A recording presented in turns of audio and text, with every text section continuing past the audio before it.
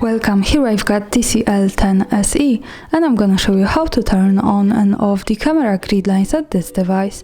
So at first we have to tap on the camera button here to open it, and for now we are in the standard photo mode. From here let's go to the left corner to this button. When we pick this, we can open the advanced camera settings. Now let's slide a little bit down to the general settings. At the third position here we have the grid option, so by using this button we can turn it on and turn it off like that as we need.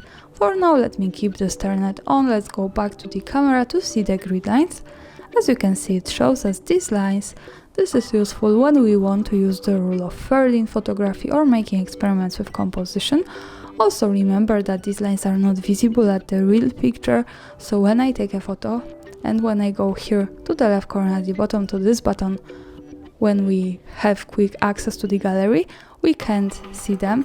So these lines are only to help us taking better pictures, and of course when we don't need this, we can easily go back to the settings in the left corner, slide again to the general settings, tap on this button. So for now this is turned off, and in the camera as you can see the grid lines have gone. And that's all, thanks for watching, subscribe our channel and leave the thumbs up.